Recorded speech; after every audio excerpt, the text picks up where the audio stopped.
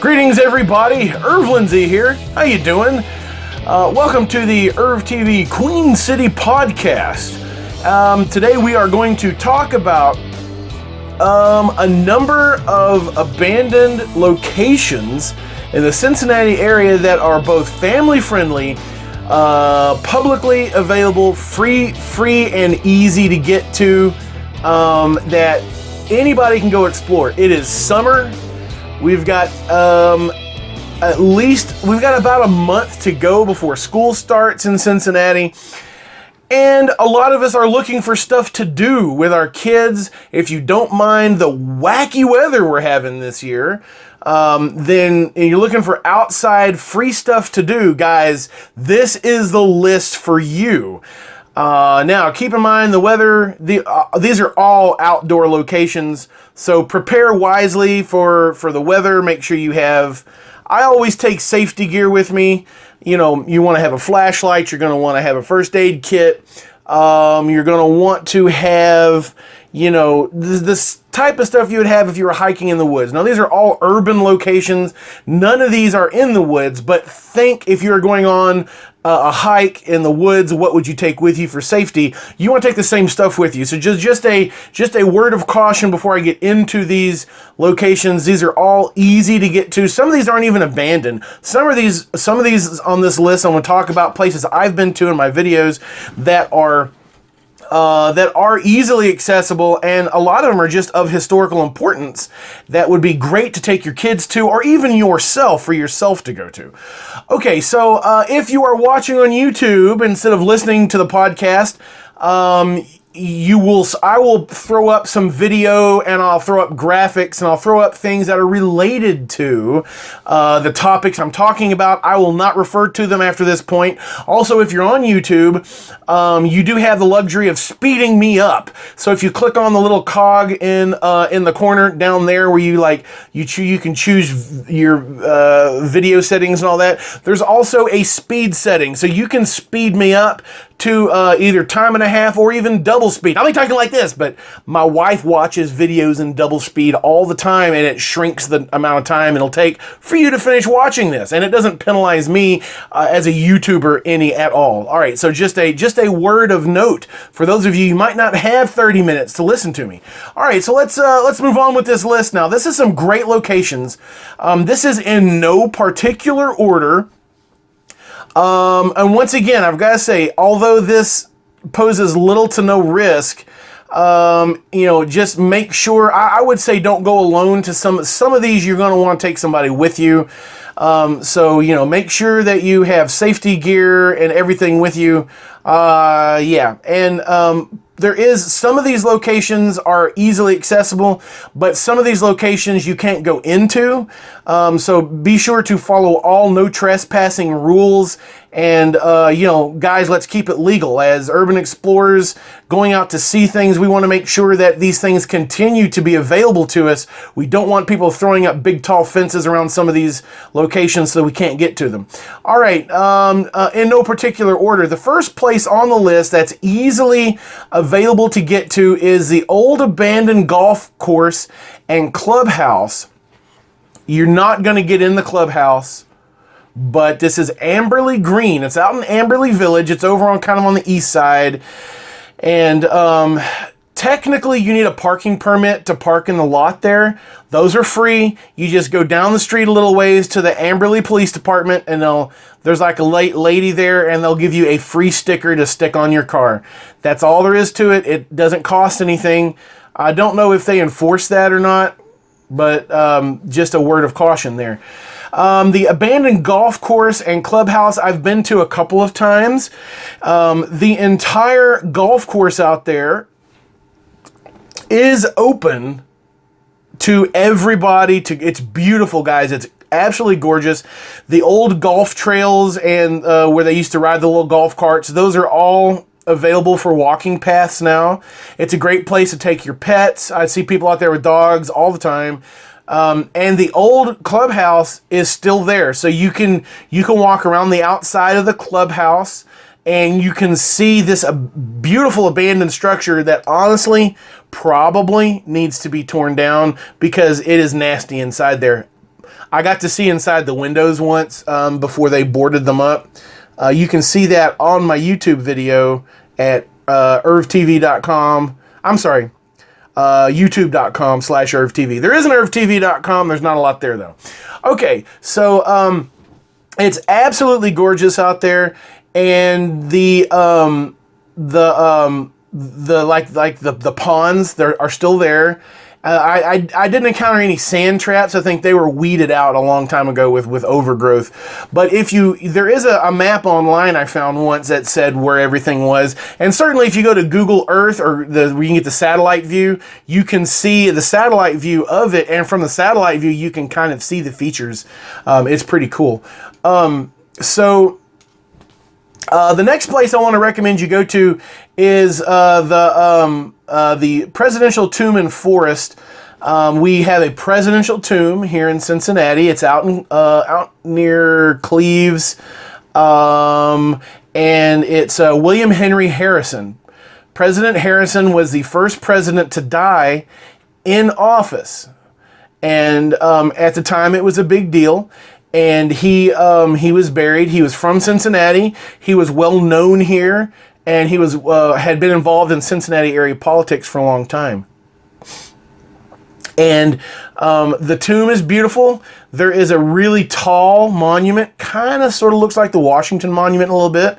And back behind it, it has a small wilderness preserve that has been a wilderness preserve since the early 1800s. And I've been told, I'm not an expert on this, that a lot of the species of plants and trees that are in there are native to this area, and it looks more like what woods would have looked like back when the first early settlers came to Cincinnati. So that's certainly worth a look. Once again, you can drive right up to it, park, and explore, and it's a fun place, and it's also related to U.S. history as well as local history. A great place for anybody to go, especially if you've got kids. Third on the list is... Now, this is one of those places that you do have to take precautions, but there is an abandoned train station, and I have been there. It's across from St. Rose Church out on the east side, and it is in an area that was known as Fulton. May still be. I'm not sure. It's you can only see the front of it, but it's plainly visible. And if you walk down to the end of that street right there, it looks like it dead ends, but it doesn't. The street continues all the way to the train tracks, and the train tracks are rarely used. I believe the Cincinnati Dinner Club tour car uses those train tracks. I don't think any other trains ever go down there. I could be wrong about that. Once again, safety precautions, guys. I went down there and didn't have any problems. You follow the train tracks down, I don't know, about a block. You're just walking back down the direction you came when you went up, and you'll find the backside of the train station, and you'll find an old mural on the side of one of what used to be a main building, and there used to be a walkway that went across to an elevator that went down into the abandoned train station. So that is freely accessible, no trespassing or anything, but it does require walking along the side of the train tracks and all that, but it's there. Everybody knows where it's at. Nothing secret about it. But there's an old piece of artwork hanging there that used to be in another train station back east. I talk about that in a couple of videos on my channel. If you look for abandoned train station on my channel, you'll find that video on YouTube. All right, so also, let's talk about the old Crosley Field location. This isn't really an abandoned location either, but if you go to the corner of Dalton and... It's there where the City Gospel Mission is. City Gospel Mission sits right on top of where the infield used to be. And there's an alley between City Gospel Mission there at Dalton. I'm sorry, guys, I'm drawing a blank on where what cross street that is. There's another building next to City Gospel Mission. In that alleyway between the two, about halfway down the alley, is where home plate used to be, and somebody has painted home plate on the cement so you can know the exact location of it. And if you explore that area, you'll find an extension, not the outfield wall, but an extension of the old outfield wall kind of, let's see, if it's the old left field wall, and it's out in an alley on the road that goes right behind all of that. Once again, if you look on my channel, search for the term Crosley Field. Once you get to my channel, main channel page, you'll find several different videos about Crosley Field. And the other place I'll say, if you're interested in Crosley Field, another place to go, if you're coming to Cincinnati, or if you live here, go out to the new Crosley Field out in Blue Ash. Just search for it on Google. Google it, you'll find it.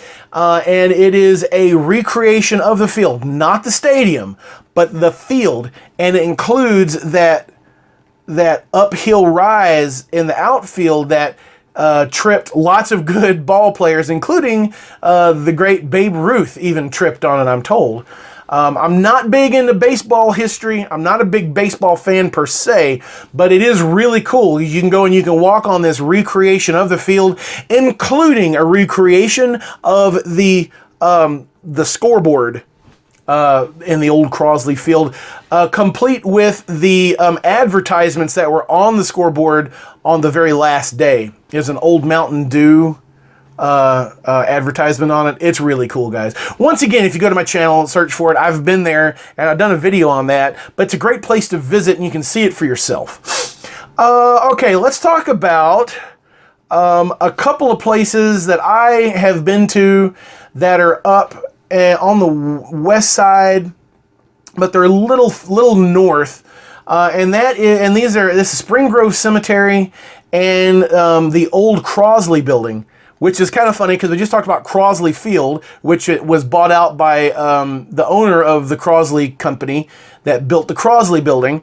And the Crosley Building is just south of Spring Grove Cemetery, kind of in that same area of town. It's a beautiful building. And let me tell you, if you haven't heard about the Crosley Building lately, the Crosley Building was recently bought by the last remnant of the Crosley company.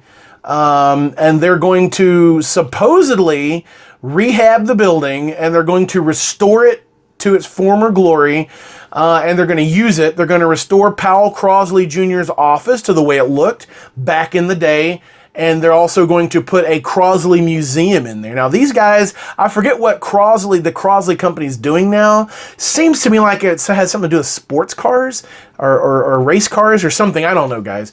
But I just remember seeing that the Crosley company has reacquired the building. That is interesting. This may actually turn into something. But as of the recording of this video, it's still just an abandoned shell of a building.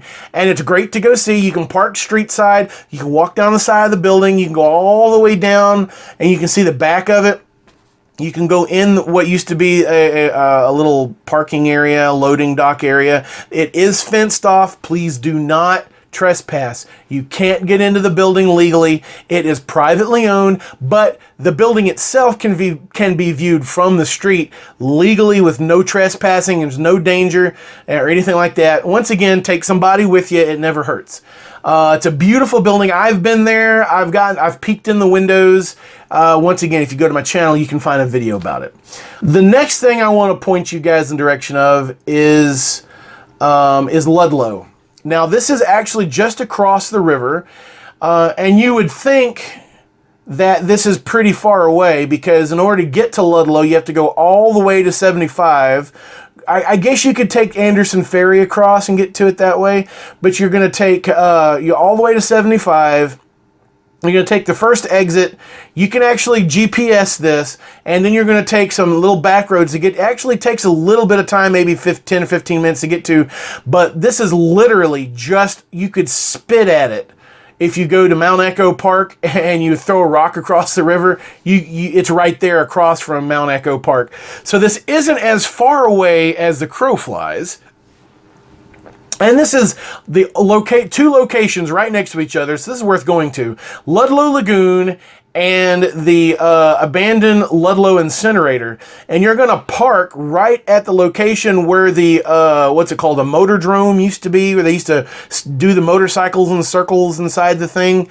There was a real big explosion, a tragedy that happened there at that location as well. So this particular area, you would never know it, but this used to be a real happening area, guys. Used to be a lot of activity here. Back in the day, going here would be kind of like going to, you know, and it was an amusement park. So, you know, there was any given night during the summer, there's probably 1,000 people there in its heyday. And there was a lake. They've drained the lake and they've filled it in, but you can still go there and you would never, ever know this used to be a huge amusement park. And it's out in Ludlow, with the Ludlow incinerator.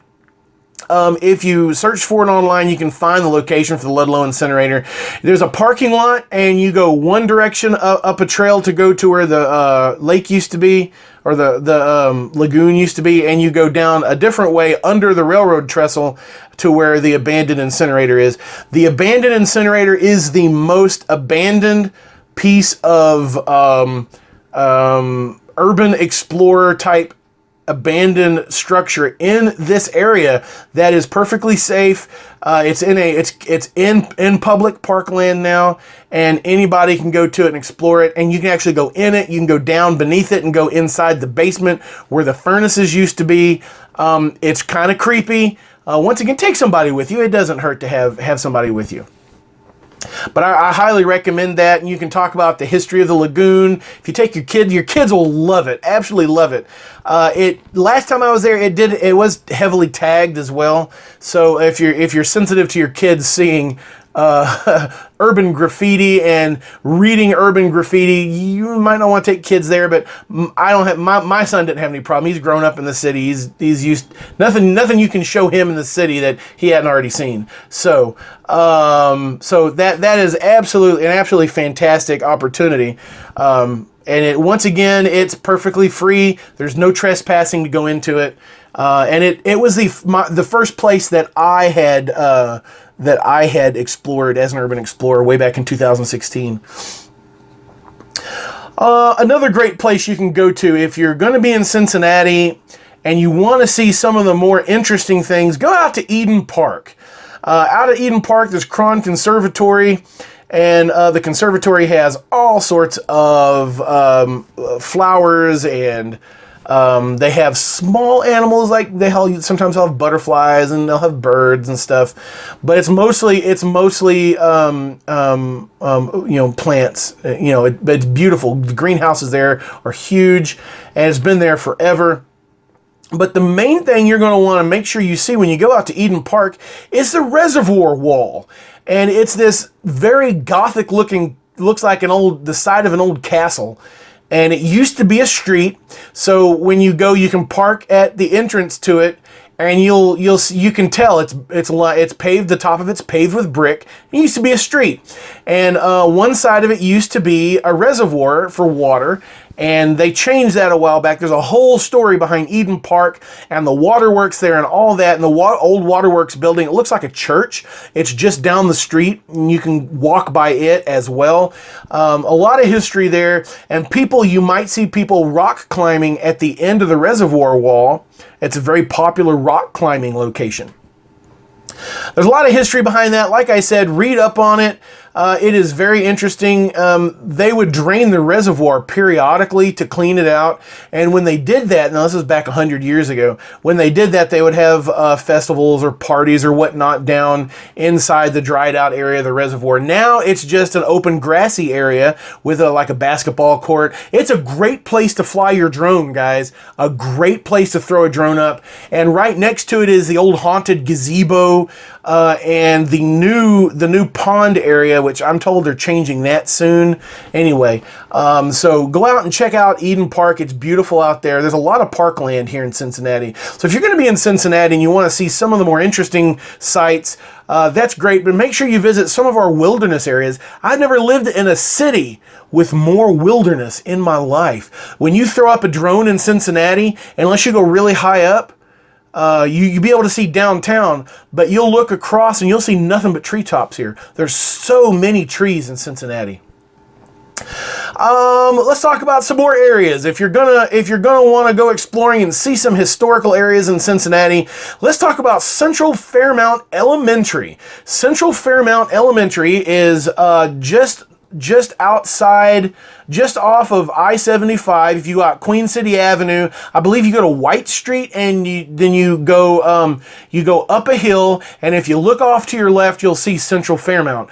Now, you'll see the old Gothic school is built around the turn of the 20th century, and you'll see another newer add-on to it that it looks like every other school building that was built around 1970. I mean, you get this beautiful... At what point did we stop making beautiful structures and just start throwing bricks up?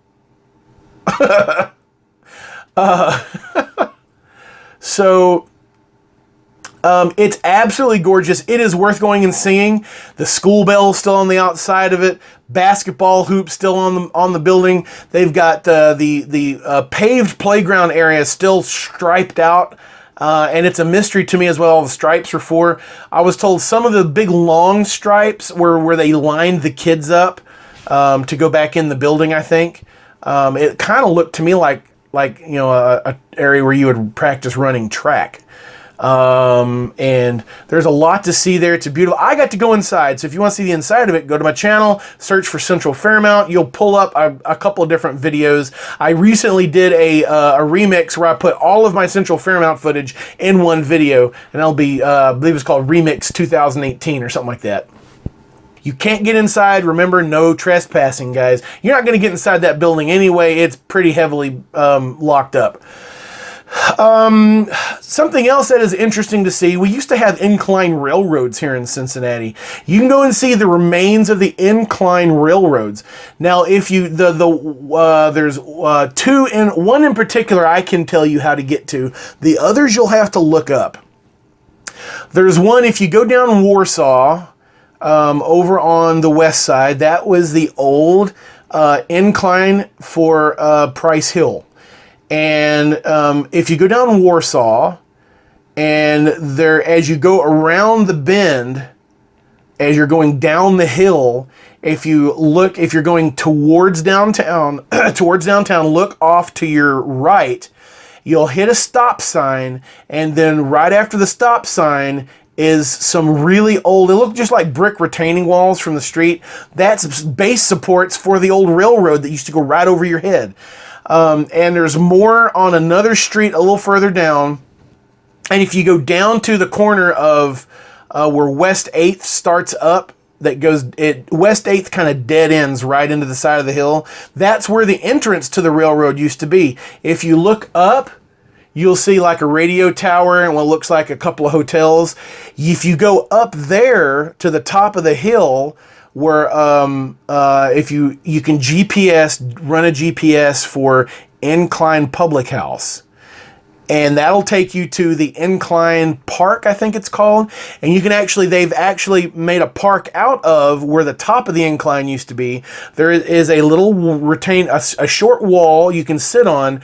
Beautiful view of downtown. One of the best views of downtown.